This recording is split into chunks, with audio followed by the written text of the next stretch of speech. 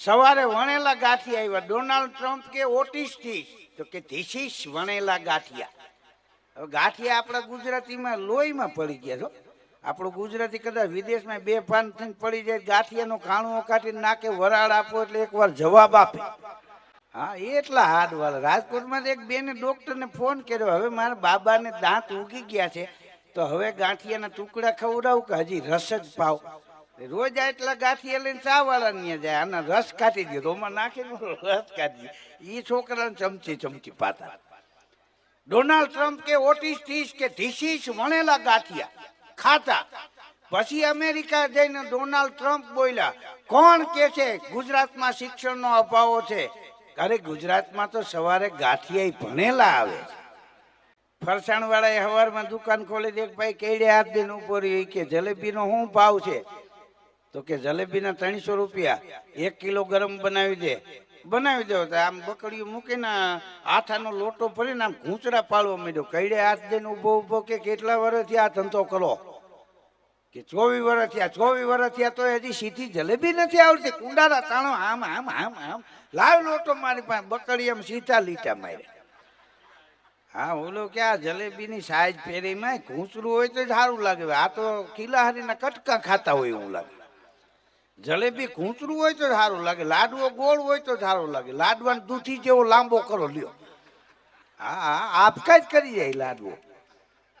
આ ફેરવા નિયમ ફરે નહીં, થાતું હોય થાય. ફૈબાને મૂછું ફૂટે તો કાકો ન કહેવાય. હા, આપણા ગુજરાતીની એવી ટેવ છે. અહીં હોય ને આપણે રાજકોટ, જામનગર, ગોંડલ, હા, અહીંયા પરિવાર હોય તો રવિવાર કે ચાલો આજે પંજાબી જમવા જવું.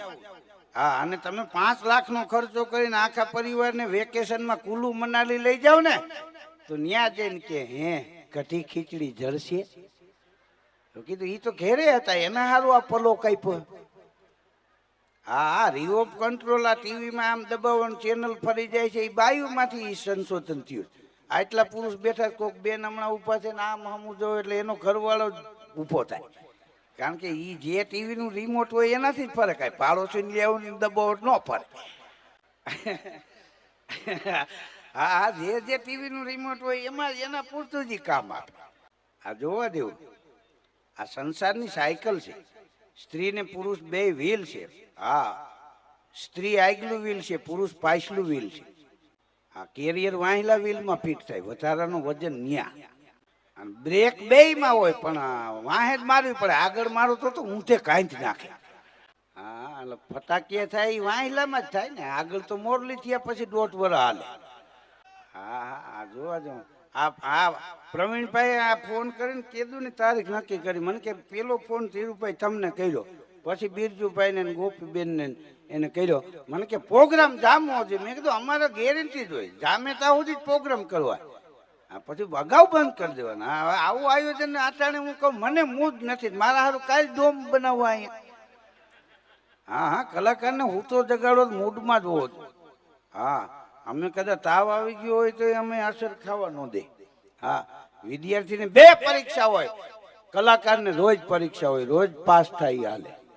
આ 40 વર્ષ થાય પ્રોગ્રામ આપવું છે ને. 5મા મહિના મને ઉંમર 60માં પ્રવેશ થાય. મેં કોઈ દી કાળાવાળી કરાવ્યા નથી. આ છે એમને એમ છે. હા, આ ઘરનાનો પ્રતાપ. કારણ કે એ એવું સારું ખવડાવે તો આટલા કાળા રહેતા હોય ને. નકર અમુકને કાળા નહીં, ધોરાય વહી ગયા, નકરા લાહા પટ થઈ ગયા. સવારમાં ઉઠી મોઢું ક્યાં સુધી ધોવું? આ માપને આમ કરે તો લપસીને વયું જાય. હા, આ માણસ ગમે ત્યાં બહાર જાય, ઘેરેથી નળિયાવાળા મકાનમાંથી નીકળીને બહાર જાય તો થાક લાગે, બંગલામાંથી નીકળીને બહાર જાય થાક લાગે, પણ ઘેરે આવે ને તો બંગલાવાળાનો થાક ઉતરી જાય, નળિયાવાળું મકાન હોય એનો થાક ઉતરી જાય. ધરતીનો છેડો ઘર છે, પણ ઘેરે થાય કાંઈ એને ઉગરવાનો આરો નથી. હા, પછી પૂરું થઈ જાય. આપણા ગુજરાતીની કેવી ટેવ, તમે ભર નીંદરમાં બપોરે સૂતા હોય ને તો આવીને જગાડીને પૂછે, લે હુઈ ગયો તો? કીધું ના રિહર્સલ કરતો તો, ટૂંટિયા કેમ વાળવા, નાકોરા કેમ ઢીલવા. હા, તાળું મારીને ચાવી કાઢીને તાળાને આમ 3 વાર તાણે. લાગી ગયું કે નહીં? કીધું આ તો ચાવી વાળું, વગર ચાવીના તમે ગામને ભૂચ માર્યા એ લાગી ગયા. આ ન લાગે, રેવા દ્યો. કીધું હા, પણ વસે જ્યાં એક ગુજરાતી ત્યાં સદાકાળ ગુજરાત.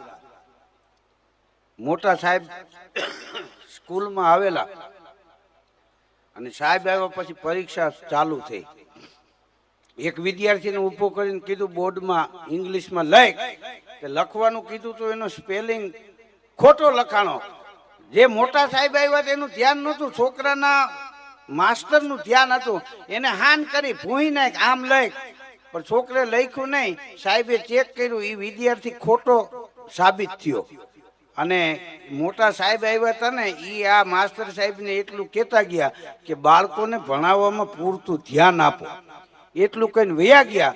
સાહેબ વહી ગયા પછી માસ્ટર સાહેબે વિદ્યાર્થીને કીધું તે ખોટો સ્પેલિંગ લખ્યો અને મેં સાહેબનું ધ્યાન નહોતું, ઈશારો કર્યો ભૂઈ નાખીને આમ લખ, તો તારું ધ્યાન નહોતું? તો કે હતું. તો કે મેં કીધું એમ ભૂઈને લખી નખાય ને?